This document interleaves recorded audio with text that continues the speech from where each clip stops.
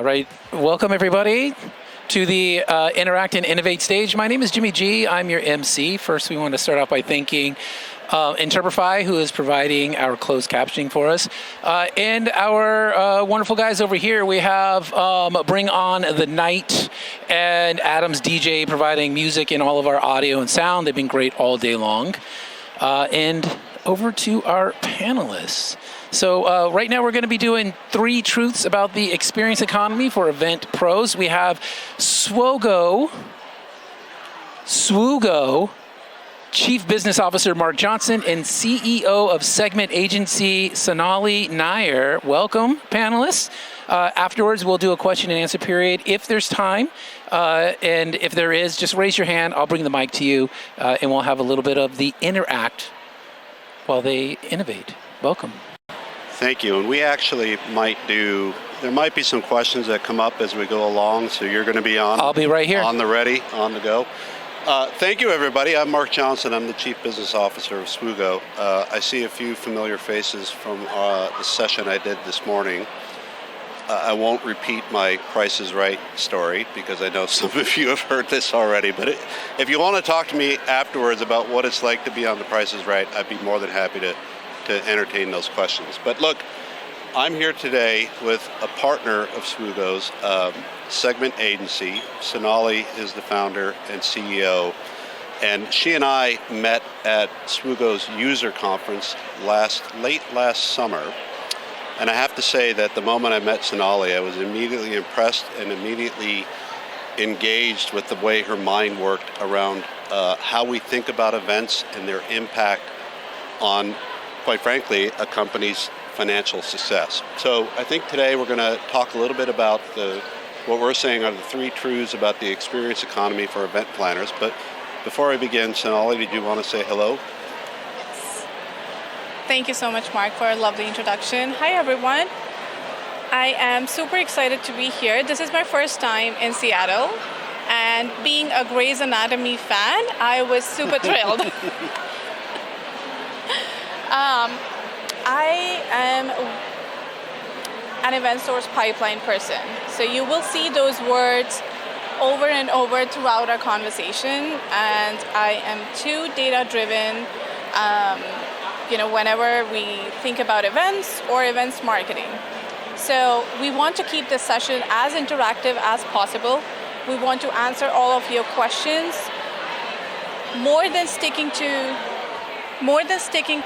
the slide and the cadence, we want to make sure that we get to your questions. So, interrupt us, raise your hand, and we will be happy to answer your questions. So, Sonali, would you tell everybody a bit about Segment Agency itself and what Segment Agency does in our industry? Definitely. Yep.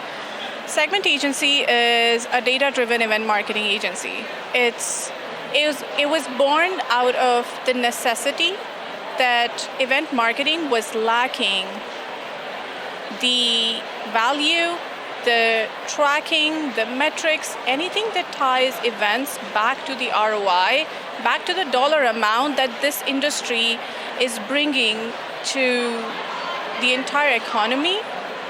That's why Segment Agency was born. And over the past 3 years, we have worked with nonprofits, corporations, B2B tech, in helping them bring that value back into their boardrooms. Thanks, Sonali. And for those of you who didn't hear me talk about Swoogo this morning, Swoogo is an event, at its heart, at its core, we're an event registration solution. While we do have more aspects to the event toolkit that we do provide to the market, we're about providing a best-in-breed experience around registration, collecting data about who's going to be coming to your conference. Primarily work in a business-to-business corporate environment, though we do have several association clients along the way. And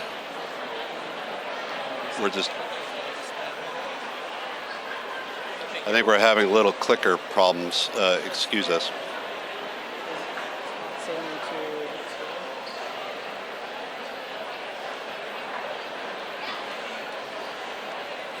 Is it not working?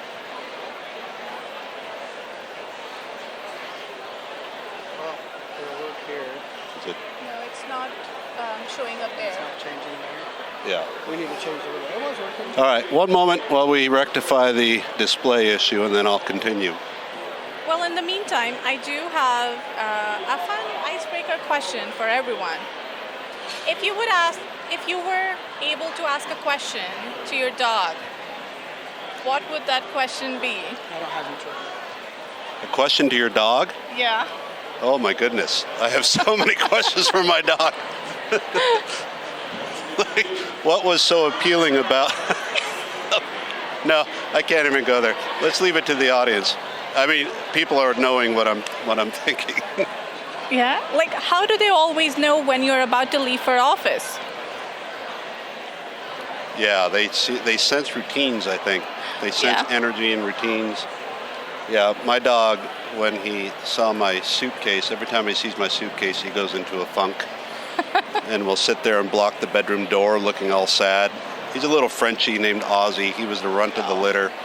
Super cute dog, one of the most athletic and agile dogs I've ever run into, which I don't typically associate with Frenchies. But anyway, so getting back to it, so Swoogo is an event registration platform, and when I met Sonali, as I mentioned earlier, at our user conference, I was so pleased to hear her support of our technology, and Sonali and Segment Agency has chosen Swoogo as one of the technology tools that they use and have developed an expertise around in service of their customers. So let's go to the first one, Sonali, and I'll have you start out playing the game, Where's Amy? Definitely. I don't think the slides are showing up on the screen, so we might have to We're still challenged, everybody. And we prepped. So, promise, see? Okay, it's here. Wonderful. Thank you so much for your patience, everyone. So we have a little challenge here, Find Amy. Let me give you some context. Now, we have a diverse audience at every single event. Even if it's an event industry event, we have people from different verticals, different subdomains. But at the end of the day, we are in people business. We deal with people every single day, be it to sell, to invest, to hire, or to partner. Now, how do you find your target audience when you have to tackle hundreds and thousands and millions of data every single day? Now, for today's session, we're going to call our one target audience, our target persona, as Amy. I love the name. Okay? And she was my first client. So every time I am targeting someone, I'm manifesting Amy. Now, you have a spreadsheet in front of you. How do you find Amy? There are so many names, company names, email addresses, phone numbers, demographics, value graphics. There are so many data points that you have to filter through. How do you cut through the noise of those numbers, of those data points? The answer is very simple. Control F, Control Find. With this one simple solution, you can deep dive, you can narrow down, or you can broaden your search, right? Depending on who you're looking for. Who do you want your event space to be filled with? Who do you want to target for your events? Who do you want to invite for the roundtables? Be it in person, virtual, any format. What Control F does to a spreadsheet, that is exactly what events are to pipeline. And we need to say it over and over that events are the only source of truth when it comes to first-party data. Especially now with AI layering up everywhere, events are the only channel where we can meet, we can connect with our target audience face-to-face and understand who they are, what they want, and where are they in the journey. Can I ask a question? In the audience, how many people view events as an opportunity to increase the number of organizations, individuals in your sales pipeline. Is that something that resonates with people as a rule?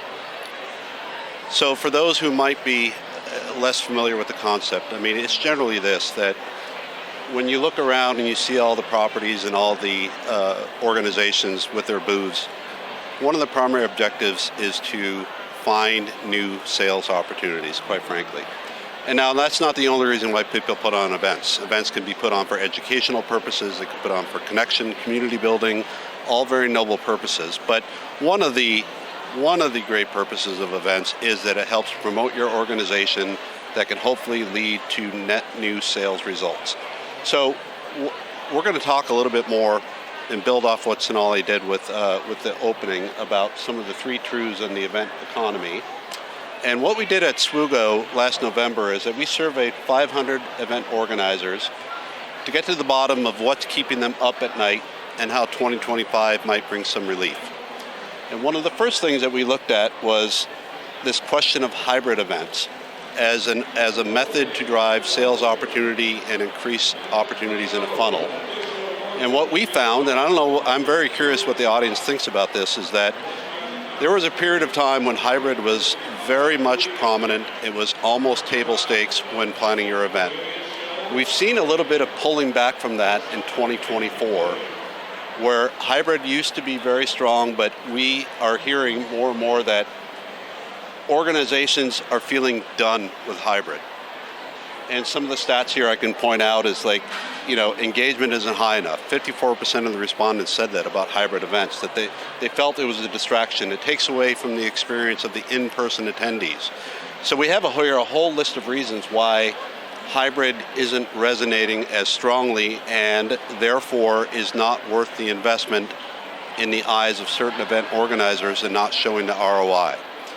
How do you guys feel about hybrid? Does hybrid still feel like something that's important to you today, or do you feel like it's not worth the investment and it's not showing the results that it once did? Let's see a show of hands. Whose organization is sort of pulling back from hybrid, which seems like a pretty good number of you. Are there any who are investing or going deeper into hybrid at this point in time? Which is great, and there's somebody way in the back. I see you waving too. Sonali actually has an interesting point of view of hybrid as we move into the future. In fact, why don't we pause there for a moment, and maybe you can shed your thoughts about how this snapshot picture in time in 2024 potentially is already changing a bit. It is actually, and it brings back a very basic characteristic of our industry, is that nothing is dead in our industry ever. First off, we see sometimes our industry acts like a teenager. Well said. Virtual is dead. Cold calling is dead. Yeah. Revenge travel is back. Hybrid is dead. Yep. In-person is changing. Sometimes we think that bigger is better. Sometimes we think that micro is better. But the thing is, what works for your audience, that is better.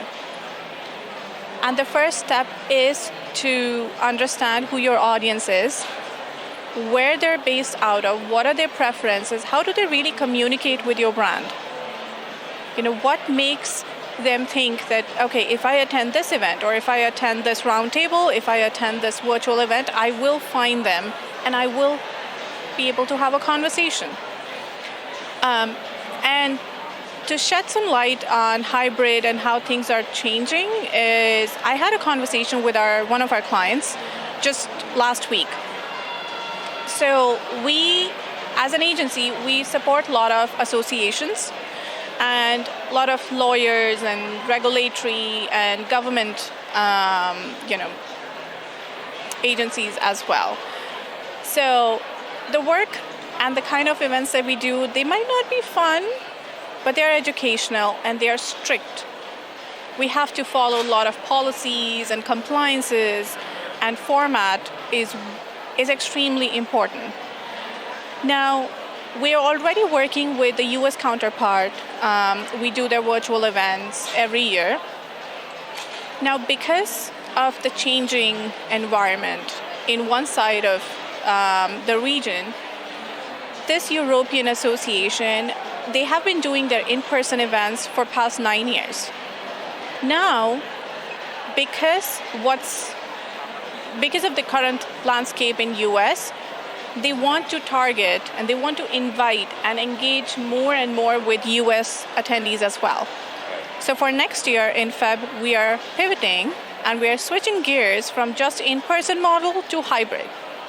Now the thing is, it's not one or two experiences. How we are taking the approach is it's going to be two-dimensional, where the in-person attendees who are based out of Belgium and Brussels, they have a different approach, they have different expectations.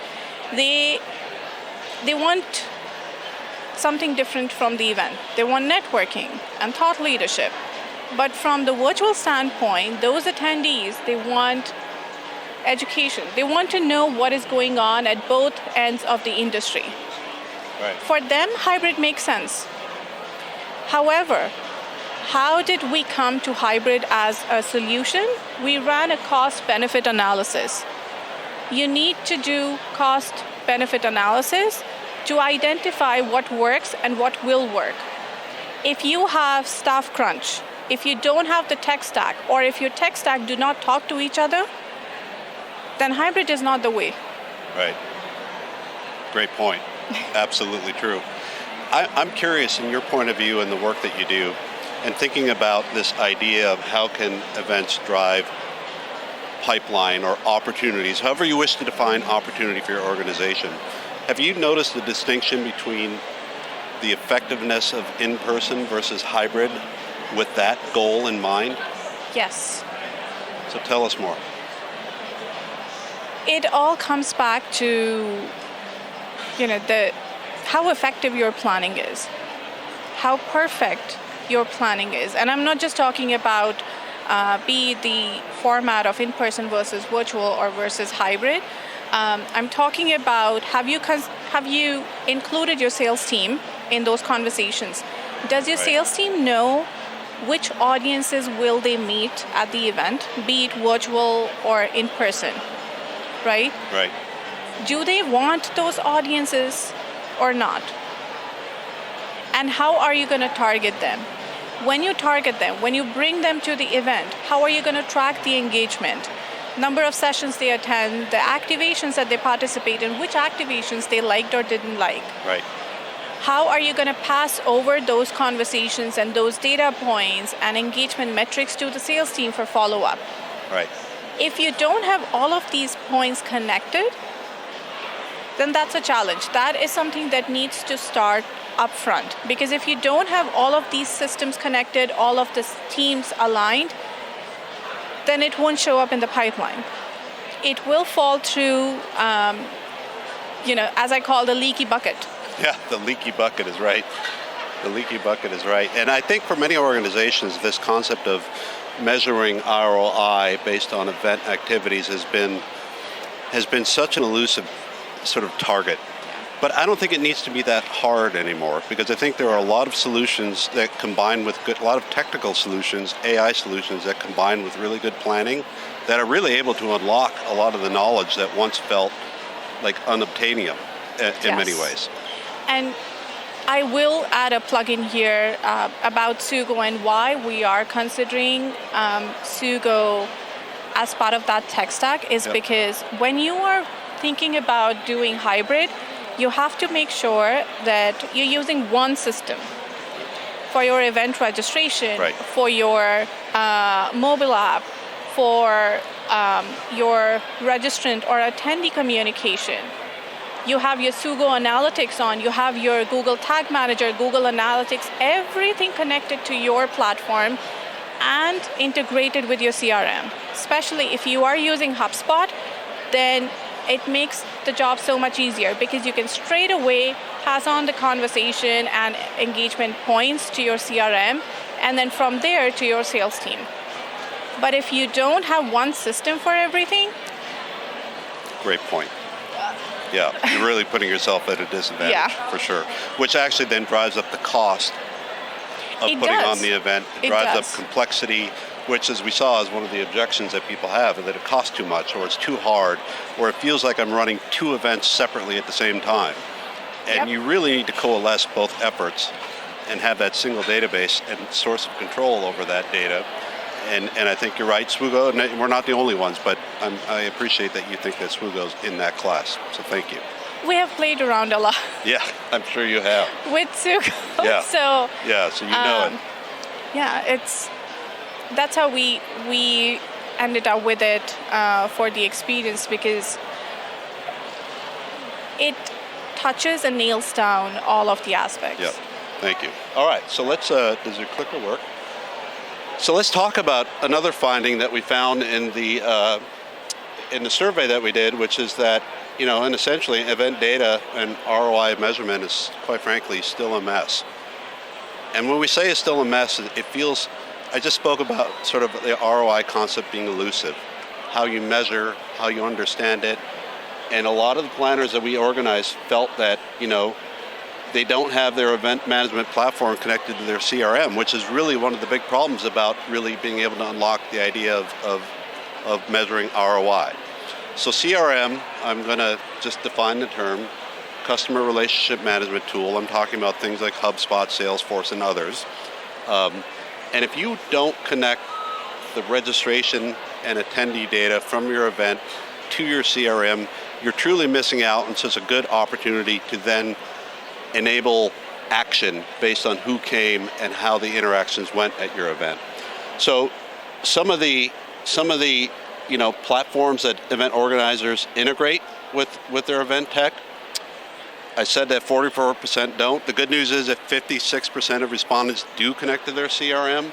You have attendee apps, you have payment gateways, attendee engagement, but the bottom line is that when you think about the utilization of event tech in this paradigm, most of the magic happens with how many other systems are you connecting with that are able to consume the data that you have and use it to help you understand a profile and a picture of your attendees, what they were interested in, how did they engage, and then how do you interact with them afterwards. And I'm curious about your perspective, Sonali, about event tech connecting to CRMs and other tools and how that could affect the outcome and the ability to measure ROI. Definitely, and it hurts my... Hurts your heart, gets you right there. Yeah. It hurts my heart when I see, and I don't understand. Help me understand how you people aren't doing this. Come on. So, I was born into events, okay? My dad was into events all his life, and right after high school, I started working with hotels, from supply to corporate, both sides. I have been in event marketing, in demand gen, event planning. So CRM has been there all along. All along. It is the backbone of every company, be it a corporation or an association. That's how your sales teams, your marketing teams, your revenue operations, your marketing operations, that's how they know who your audience are, who your customers are, and read between the lines. Great point. There are a lot of insights that your audience might not say to your face, but their behavior will. True. Their intent will. And those analytics will tell you and your sales team where you need to look for more of those audiences. However, when you don't connect these two systems, then think about the entire organization as a funnel, okay? The idea of events and event registration is you put all the event registration and attendees in that funnel. Ideally, in an ideal scenario, all of those leads need to push down to the CRM for the sales team to follow up and to convert them into pipeline and revenue, which again ties back to the events. Now, if you don't have both the systems integrated, what's going to happen is you will continue to work and innovate, and create immersive experiences in events.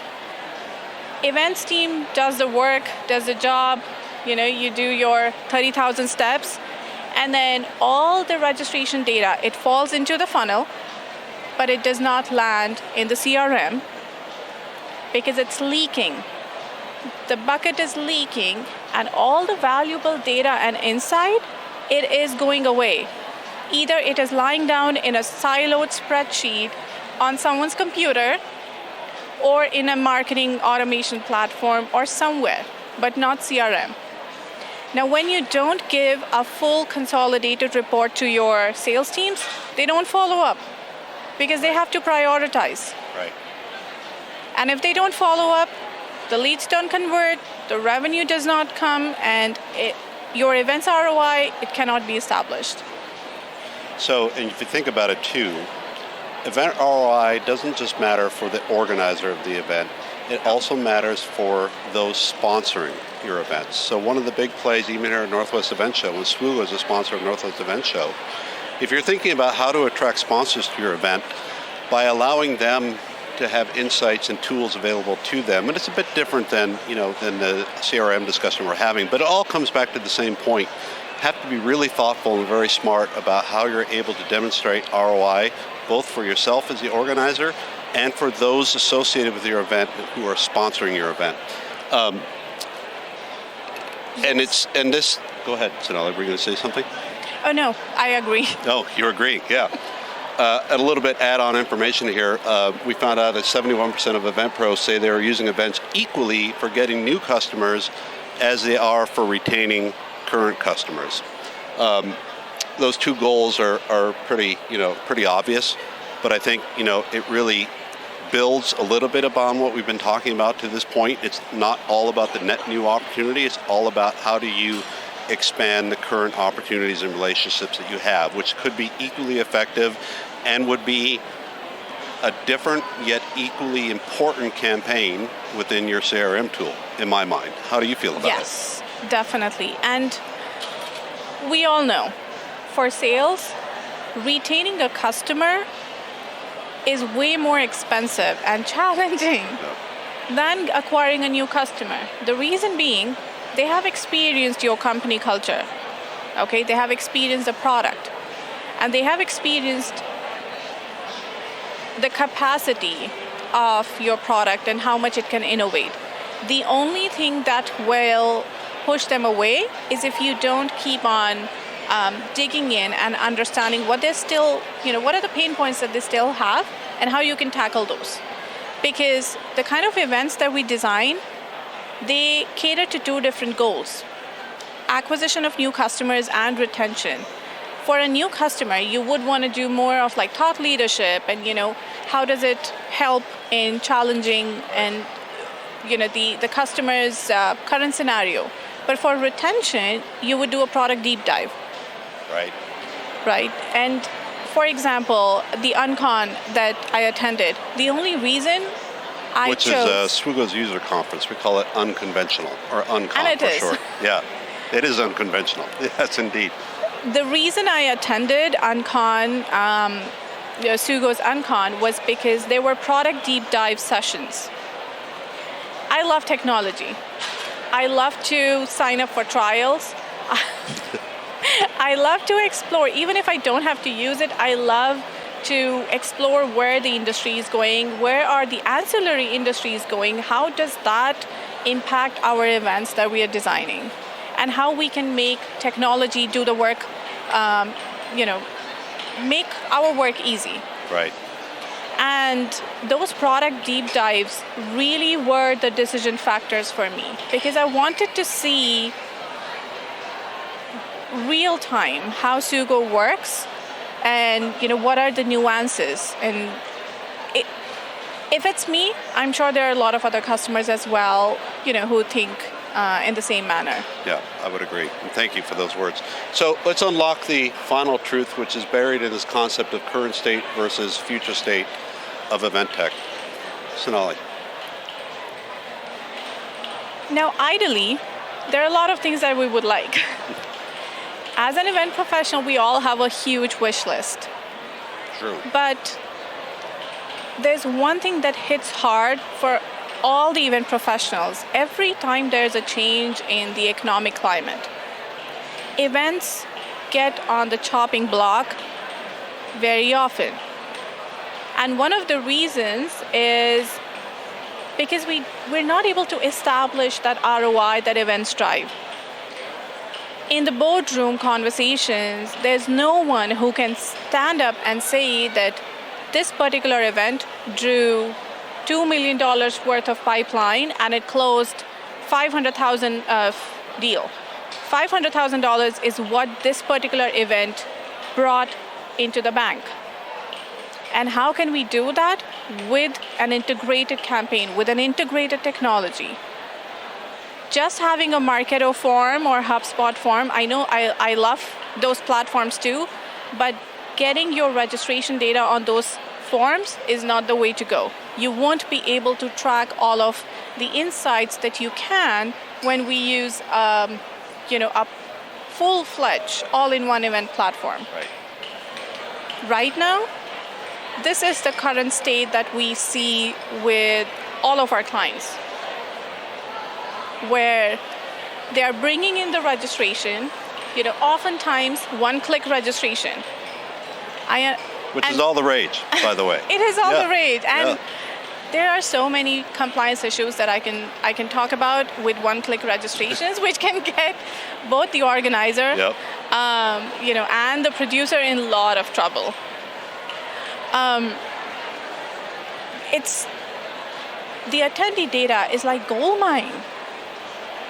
We sit continuously on gold mine of attendee data and insights, and right now they're sitting in data silos, in different computers, in different systems. And all of that manual export into some of the CRMs, some of the marketing automation platforms is not helping the sales teams in creating that relationship, in establishing that relationship. Because let's take an example, the NWES show. Right now, if there is, let's say, an exhibitor who does not pass on those conversation bites and those insights onto the salesperson, they won't get the follow-up. Correct. Agreed.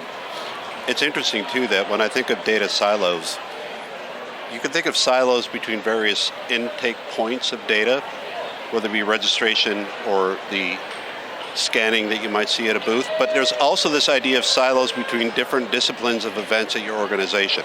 An example might be field marketing events, living in one data pool, corporate sort of flagship events living in another data silo. Perhaps you have some activations, product activations that could be in a third silo. The truth is that if you separate and keep those separate and don't integrate those points of data, you don't get that full 360-degree view of your attendee profile. True. Which companies are showing up, why are they showing up, what's garnering their interest, and then how can you use that data to then fill in to have it carry over to your CRM and then allow activation on that data by your sales team. Definitely. And I think it's really sad when that happens. And that hurts my heart. Because we do have tools. It's there. It's out there. Yeah. Organizations just need to make a commitment to having that 360-degree view and do the work that it's going to take in order for them to get there. Yes, definitely. And this is where we want to be. We still have a lot of possibilities. The future is bright. I agree. Despite all of our gloom and doom talk, right? Yes, it is. There are a lot of possibilities, and with each improvement, with each intentional effort of integrating the tech stack and how we approach events in tracking, this can be achieved. And one of the key things is making all of your tech stack talk to each other, be it the CRM, be it your event registration platform, your analytics platform, any AI platform that you're using. They all have to talk to each other. Starting with the registration, I understand the idea behind one-click registration and the rationale that comes with it. But if I have to choose and recommend, I would say instead of going with one-click, go with progressive registration. It helps you stay connected with your audience. And if anyone has not experienced what progressive registration means, is like a 5-course meal for your registrants, for your audience. You start with appetizers with key questions that this is what you want to capture. First name, last name, email address, compliance, privacy, opt-in, and that's about it, right? In steps, slowly and gradually, you get more and more information from them, which will help you customize and personalize the experiences. Right. And those data points will help your sales teams understand who's coming in and how they want to be prepared. Automated data consolidation. That's another very important part that we all miss. A lot of times we export the list and insights into Excel or CSV, and then we just upload it in a folder and it's gone. I know a lot of times event marketers, they don't get access to these ancillary systems Right. that are being used by sales teams and field marketing teams, like intent platforms, 6sense or Demandbase. How many of you actually have access to the other platforms that your teams use? You do? Are you in events team or event marketing? Events team? That's amazing. I love it. But it's rare. Your company is doing something right. Good to know, right? Yay, it's great. Well, the kind of companies that I've seen, event professionals, they don't have access to those systems. Yeah. And when they don't have access, they cannot see what is going on with the data that they handed off. Right. So it's going off to this black hole. They don't know what happens to it, or maybe it doesn't go anywhere. Sadly. Yeah, I agree. And that's what we need to prevent. Because that's, such a huge mess when it comes from a planning standpoint. And it brings up the interesting aspect of event technology and a merger with what we call MarTech, or marketing technology, which is the CRMs of the world being a great example of it. Yeah. Eloqua, HubSpot, Salesforce. I think as we go into the future years, at least what I would love to see is those two worlds coming closer and closer together to the point where they are considered one and the same. Because really, I guess your foundational belief, and mine is too, is that that's exactly what these events are for. Yes. And it's not just for corporates or B2B tech, even for associations. If we have any association planners here, Yep. a lot of associations, they use AMS, but they might not be using a CRM, because a lot of these AMS, they offer this similar capabilities as of a CRM. But if you have an event reg platform, an all-in-one platform, then that can be integrated with your AMS. Especially thanks to the open, API functionalities. Good Talk call-out. to your teams, talk to your AMS teams, your key account managers, and you will have to dig in, because this information is not handed off to event professionals that easy.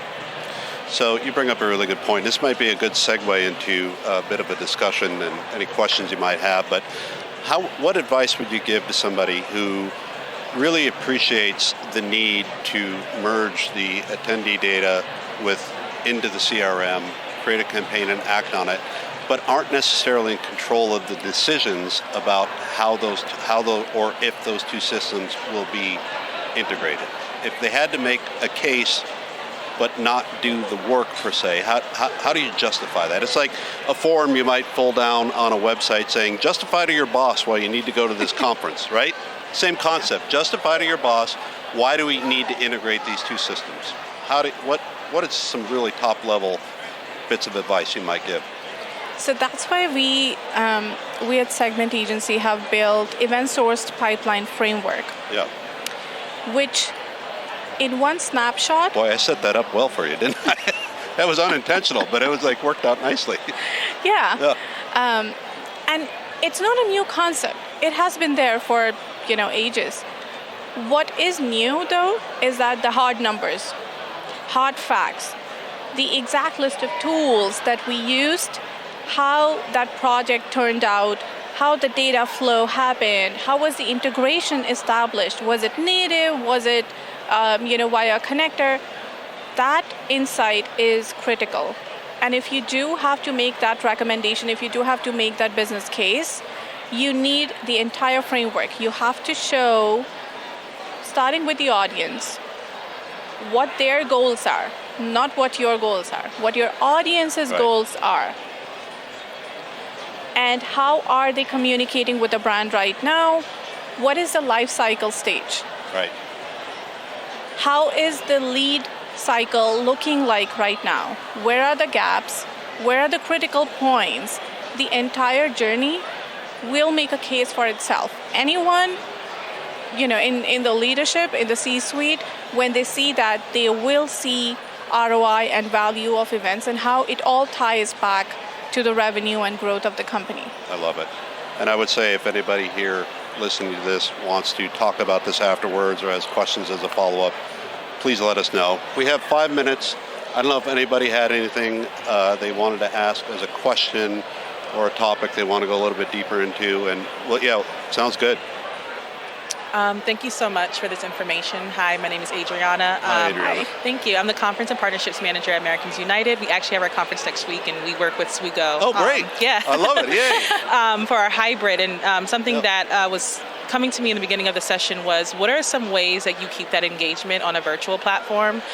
So for our conference, we do have the hybrid approach, but we only offer folks to kind of opt into the keynote. And so there's not a lot of interaction or, we are very limited in the chat function because of our work in freedom, religion, and separation of church and state. And so there's just a lot of limitations of wanting to make sure that we're creating an environment that's holistic and safe for our people, but making sure it's interactive. And so I wonder, what are some advice you could offer to create that environment? Such a great question. Wonderful. Well, congratulations and all the best for your conference, first of all. Now, right now, what we are doing with Swoogo when it comes to virtual engagement, well, I would give some credit to the audience and to the formatting as well. It's a regulatory and more formal kind of audience, and they love to talk. So we have over 90% of engagement on chat. However, how we do that is we plug in StreamYard chat into the iframing of Swoogo. That gives you the opportunity of pushing the questions on the screen and keeping that engagement and feeding the questions into the chat, into the audience's mind. What is coming up? You can add a roll-up banner as well. Like, I'm getting too much into technicality, but during a virtual event, what is important is to keep the attendees engaged through some talking points, some questions that will steer up their thought process. You can either bring in some data points or facts from the current climate that is happening, relevant to your industry, relevant to your event, or you can have a chat moderator, conversating and responding to all of your respondents as well. Yeah, thank you. And one more question, maybe? Did anybody have anything right here? Adriana, thank you for being a customer, by the way. Yeah, appreciate that. I too, Swoogo user. Oh, great. During COVID, it was the one that I flipped over and then just kept on using. Oh, fabulous. I do have a question, and I'm also really engaging now the use of Asana, project management. Asana team. Does it integrate with Swoogo? Is that something that's going to be maybe coming down the pipeline, or Great is that? question. At present, not technically, though I do know of a few organizations who have figured out a way to do it because our API is open. Yeah. So if you have the ability to create it's not native. We don't have that native enhancement, but I could dig into it a little bit, by the way, and find out if there's any successful use cases and connect you with any organization who I might find that does do that. That would be wonderful. Oh, sure. Let's exchange information afterwards. Yeah, for sure. Fantastic. Happy to do Thank that. Somebody else too. Thank you, everybody. I really appreciate it. It was great. It was great having this discussion with you. I felt like I was sitting down with an old friend that we recently only met, but Thank I you really so appreciate your insights, and I appreciate your time. Thank you so much, everyone. Thank you. Thank you. And if you have any more technical questions, feel free to stop by. It was fun.